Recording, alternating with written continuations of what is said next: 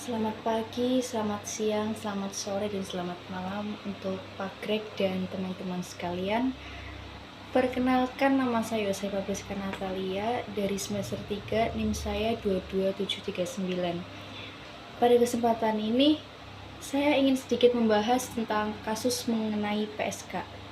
Seperti yang kita ketahui, PSK atau pekerja seks komersial adalah para pekerja yang bertugas melayani aktivitas seksual dengan tujuan untuk mendapatkan upah atau uang dari yang telah memakai jasa mereka tersebut.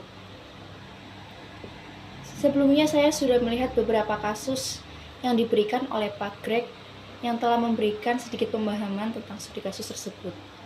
Pada kasus pertama, dijelaskan bahwa ada seorang ibu yang terpaksa bekerja sebagai PSK karena harus membiayai operasi anaknya yang mengalami kecelakaan. Selain itu, ia juga memiliki hutang yang jumlahnya tidak sedikit, dan ia masih harus menghidupi keluarganya sendiri tanpa sosok suami. Sedangkan pada kasus yang kedua, membahas seorang mahasiswa yang pernah melakukan hubungan seksual dengan pacarnya. Akan tetapi, pacarnya melakukan aborsi tanpa sepengetahuan laki-laki yang bersangkutan tersebut. Dan ia kemudian merasa kecewa, karena bagaimanapun calon bayi itu merupakan darah dagingnya sendiri. Dan sebenarnya jika ia harus bertanggung jawab, ia selalu siap. Jika dilihat dari beberapa kasus di atas, muncul karena adanya beberapa faktor utama seperti keadaan ekonomi, tidak mengenyam pendidikan atau tidak adanya keterampilan, dan yang ketiga adalah masalah keluarga.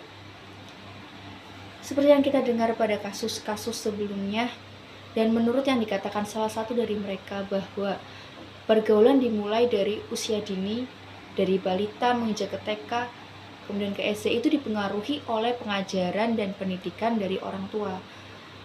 Kemudian masuk ke SMP, kita akan mengenal dunia luar.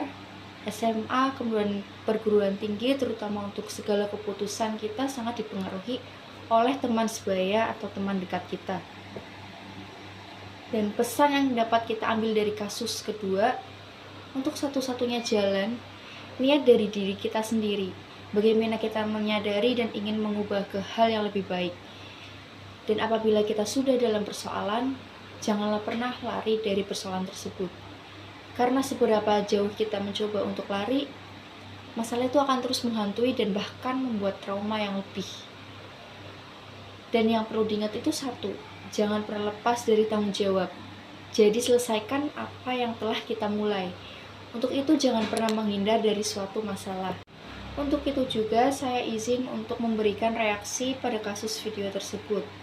Tentang upaya apa yang perlu dilakukan seorang guru, khususnya bagi saya, agar seorang murid tidak jatuh dalam dunia yang tidak membahagiakan seperti pada kasus yang sudah dibahas sebelumnya.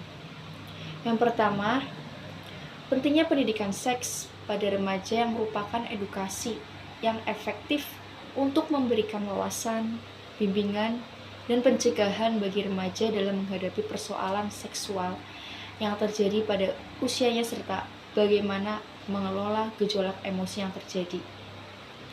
Yang kedua, salah pergaulan bisa merusak hal-hal baik yang pernah kita perjuangkan. Dan yang akan dibahas di sini adalah bahwa pergaulan itu penting.